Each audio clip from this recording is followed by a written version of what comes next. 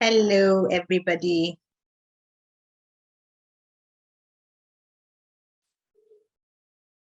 Today is day 29 of 40 days of praise. So we've come quite some way. I'm really happy to see everybody. Thank you so much for joining me. Big thank you to those on Facebook joining at this time. Big thank you to those who have joined Zoom. Still have time to invite one or two people. Yes, so 40 days of praise is thanking God for my 40 years on earth and believing God for so many, many, many more decades. But I'm grateful to God for the years He's brought me through. And so I'm trying to compress my 40 years into 40 days, telling a very short story, singing some songs related to that season in my life, and also having a sing along with you wonderful people. I'm very grateful to everybody who has popped in from the beginning or at some point. I'm also very grateful to everybody who has called me and sent support regarding my birthday wish, which is a project to send a token to indigent people, about 120 people in all. And these group of people are widows, orphans, widowers, orphans, and rural ministers. And I would very much appreciate that you all be part of this. I'm very excited about it. And I believe God's going to use it to do great things. I was talking to a sister of mine today, and she was talking about how she's convinced that the things that prayer cannot move, praise moves.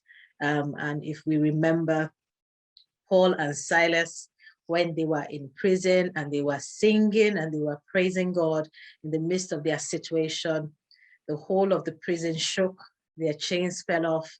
But not only their chains, the chains of everybody else in the prison fell off. So there's a great power in praise, and I don't want us to take it lightly. I want us to come with expectation. And there's almost been no day that I'm not hearing some good news that is happening to somebody. And I'm very excited about what God is doing at this time. Okay, so the story of today is about my youth service. I think yesterday I spoke about the time between youth service. Now, the thing about the youth service was that I had a plan in my mind. I had a place I would rather have gone. And I think in some of the previous seasons, you might have listened to my outside posting when I went to the National Hospital in Abuja and how that was such an amazing experience.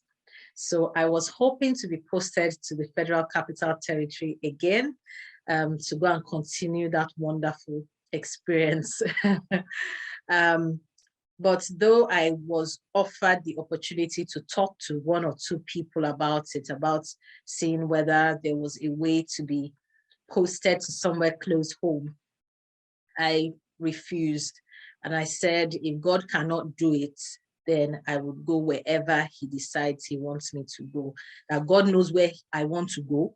So if He does not let me go where I want to go, it means He's able to take me where He wants me to be. And that's how my posting came out. And I was posted to Taraba. Now, Taraba happens to be a place that I had not really heard of before that time. So I went on the internet and looked at the map of Nigeria, and I found where Taraba was. I found out the kind of foods that were in abundance in that state, which are granuts, yam, and corn. I also found out that the highest point in Nigeria, Gembu, is one of the local governments in Taraba. I found out that they are not northerners.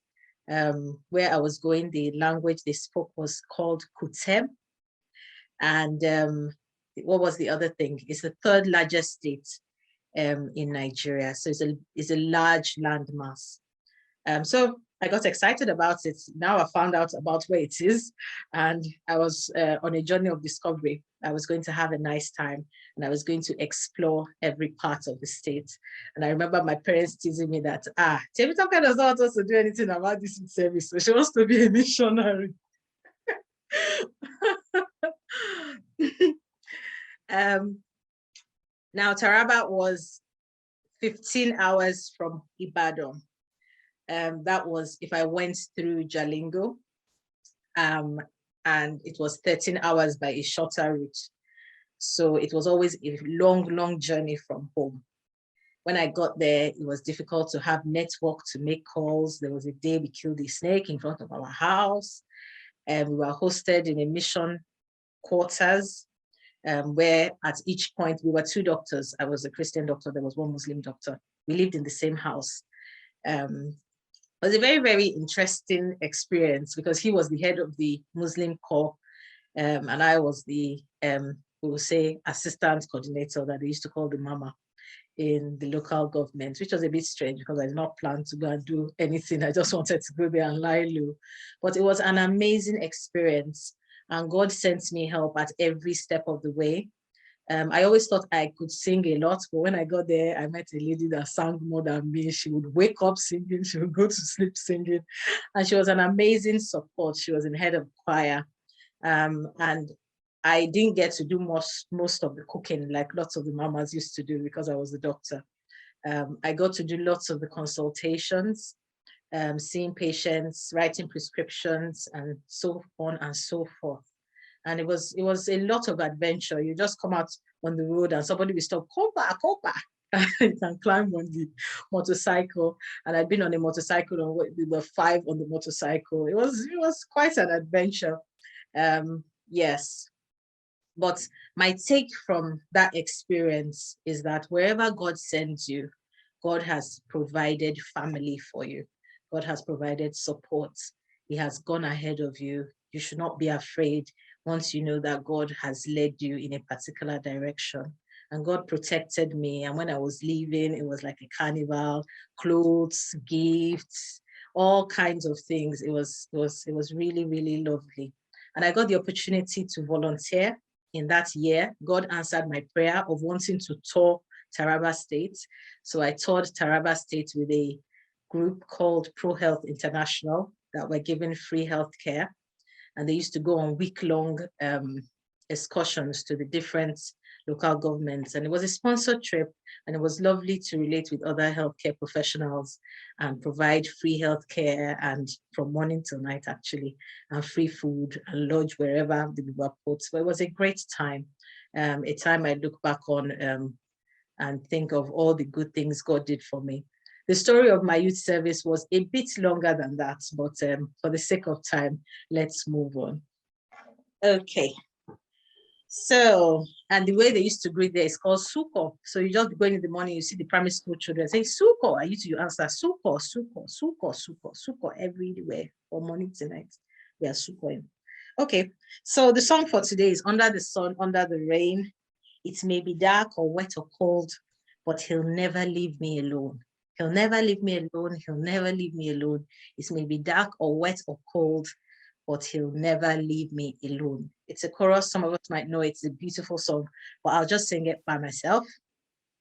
The sing-along is actually a much longer song this time, and it's a song some of you might know, and it is a song that reminds us of the family God has provided for us and the way we are related to each other and how we need each other to supply each other's parts. And it goes, I pray for you, you pray for me. I love you, I need you to survive.